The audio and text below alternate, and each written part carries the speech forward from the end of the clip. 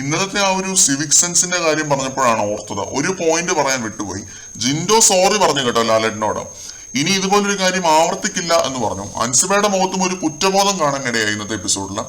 ഋഷിയെ point out ചെയ്തപ്പോൾ ഋഷി നിന്നങ്ങ് ഉരുകിപ്പോയി.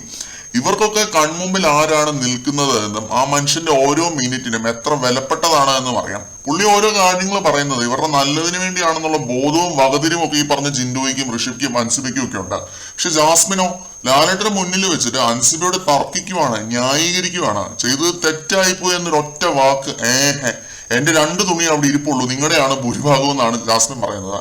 താനെന്ന ഭാവവും അഹങ്കാരവും സ്വയം പൊങ്ങിത്തരവും റേസിസവും തലയ്ക്ക് പിടിച്ചൊരു വ്യക്തിയിൽ നിന്നും ലാലേട്ടൻ ഒരു സോറി എക്സ്പെക്ട് ചെയ്യുന്നില്ല എന്നുള്ളതാണ് യാഥാർത്ഥ്യം. അതും പോട്ടെ എന്ന് വെക്കാം. ചെയ്തത് തെറ്റാണെന്ന് മനസ്സിലാക്കാനുള്ള ബോധമില്ല, അത് പോട്ടെ, സാരമില്ല.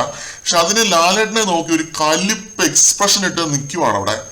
ഉണ്ടക്കണ്ണും തുറന്നു വെച്ച് ഒരുമാതിരി കലിപ്പ് എക്സ്പ്രഷനും വെച്ച് അവിടെ നിൽക്കുവാണ് പിശാശ്. എപ്പിസോഡ് ഒന്നുകൂടെ എടുത്ത് നോക്കിയാലും മനസ്സിലാവും. ജാസ്മിന്റെ ഒരു മുഷുക്ക് മോന്ത എക്സ്പ്രഷനും സത്യമായിട്ട് എനിക്ക് എന്തോ പോലെ ഫീൽ ചെയ്തു. ലാലേട്ടനെ ഡിസ്റെസ്പെക്ട് ചെയ്ത പോലെയാണ് തോന്നിയത്. ചെയ്ത തെറ്റ് അംഗീകരിക്കുന്നതിന് മുകളിലാണ് തെറ്റ് പറഞ്ഞു തരുന്ന ആളെ ഇതുപോലെ വടിയാക്കുന്ന എക്സ്പ്രഷൻ ഇടുന്നത്. ഇതൊക്കെ ഒരു ക്വാളിറ്റിയാണ് കേട്ടോ. ജിൻഡോയ്ക്കും അൻസിബയ്ക്കും ഒക്കെ ആ ക്വാളിറ്റിയാണ്, ഋഷിക്കും ഉണ്ട്. അതുകൊണ്ടാണ് അവര് സോറി പറഞ്ഞത്. പക്ഷെ ജാസ്മിൻ അയ്യോ ഇതുപോലൊരു സാധനം.